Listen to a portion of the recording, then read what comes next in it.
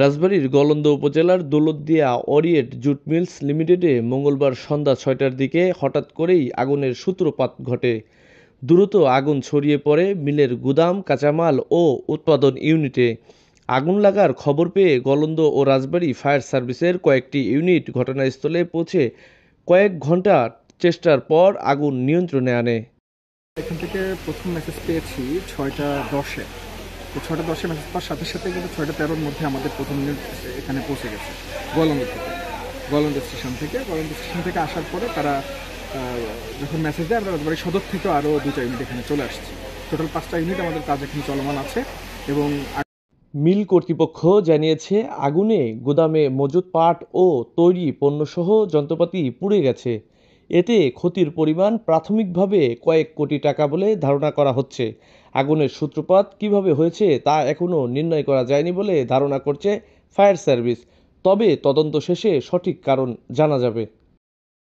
আগুন কিন্তু আমরা নিয়ন্ত্রণে নিয়ে আসছি মোটামুটি ১ ঘন্টার মধ্যেই ৭টা নাগাদ নিয়ন্ত্রণে চলে আসছে। আর এখন আগুনের কাজ চলছে, এখানে কোনো হতাহতের ঘটনা নেই। আগুন নির্বাপন সম্পূর্ণ ড্যাম্পিং করতে হবে, ড্যাম্পিংয়ের কাজ এখন চলমান আছে।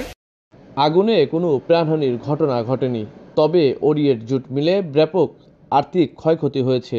প্রশাসন ও ফায়ার সার্ভিস ঘটনাস্থল পরিদর্শন করে তদন্ত শুরু করেছে। ড্যাম্পিংয়ের কাজ এখন চলমান আছে, এটা শেষ করতে সময় লাগে। আসলে এই মুহূর্তে বলা যাচ্ছে না, আমরা এখন আগুন নির্বাপনের দিকে ফোকাস দিচ্ছি। এটা শেষ হওয়ার পরে আমরা ওই বিষয়ে বলতে পারবো।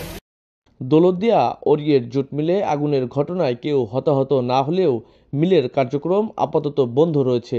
ক্ষতির পরিমাণ নিরূপণ ও পুনর্গঠনের উদ্যোগ নিয়েছে কর্তৃপক্ষ। গলন্দ ৩টি এবং সদর ২টি, আরও ইউনিট আনার প্রয়োজন আছে কিনা? প্রয়োজনে আমরা তো আগুনটা কন্ট্রোলে নিয়ে আসছি, এখন ড্যাম্পিং করতে সময় লাগবে।